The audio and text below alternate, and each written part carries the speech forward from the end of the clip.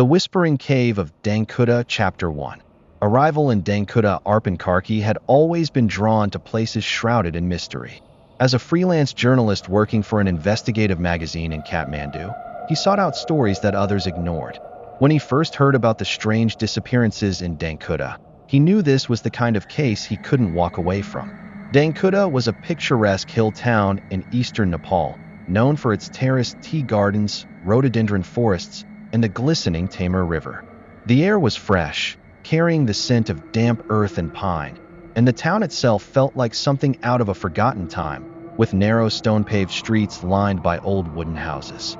But beneath the town's beauty, something sinister lurked. Over the last 2 years, 4 men had disappeared without a trace from the villages surrounding Dhankuta: Heil, Basanapur, Lagua, and Pakribas.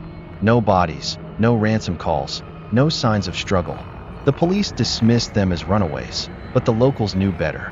"They were taken," said Dan Bahadur Rai, an elderly man at a small tea shop in Dhankuta Bazaar.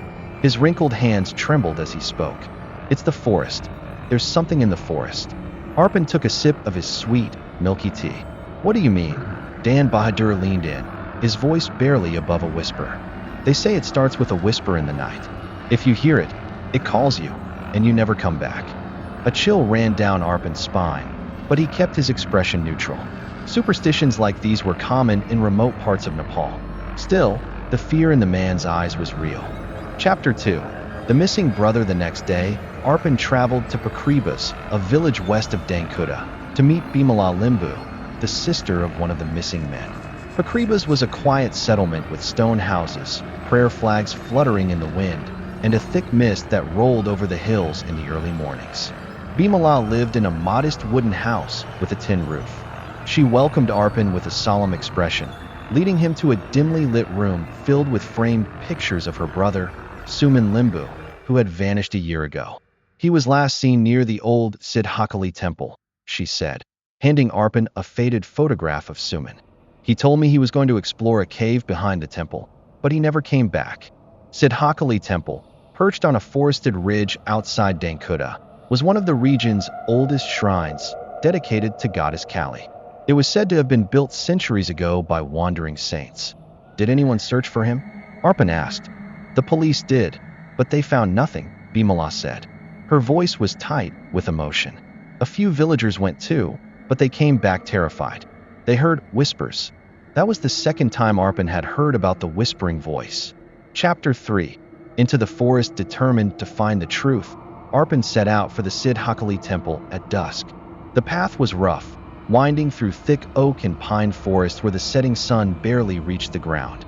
As he climbed higher, he spotted the temple's ancient stone structure, its walls covered in moss, prayer flags tied to its wooden pillars swaying gently in the cold breeze. Beyond the temple, he found a narrow, vine-covered entrance to a cave. The locals had been right.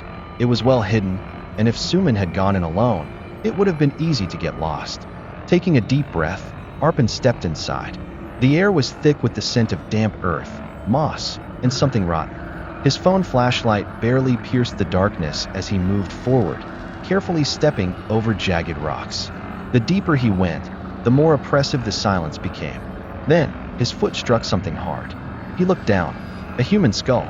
Panic surged through him as he swept the flashlight around. More bones. Some old, others disturbingly fresh. The walls of the cave were carved with strange symbols, spirals, jagged lines, and what looked like an ancient script. And then, the whispering began. Arpan, his blood ran cold. The voice was faint, but unmistakable. It echoed from deep within the cave, calling his name. He turned sharply, his flashlight flickering. A shadowy figure stood at the cave's entrance, its eyes glowing red. Chapter 4. The Escape and the Truth. Arpan didn't wait to see more. He bolted, stumbling over the uneven ground as the whispering grew louder, the air turning ice cold. He didn't stop running until he reached the temple steps, gasping for breath. That night, he went straight to the Dhankuta District Police with his findings. The next morning, a team of officers, along with locals, went to the cave. But when they entered, the bones were gone. The carvings were gone. The cave was nothing but an empty, damp hole in the ground. "Are you sure this is the right place?" one of the officers asked. Arpan's heart pounded. He knew what he had seen. The villagers refused to enter the cave again.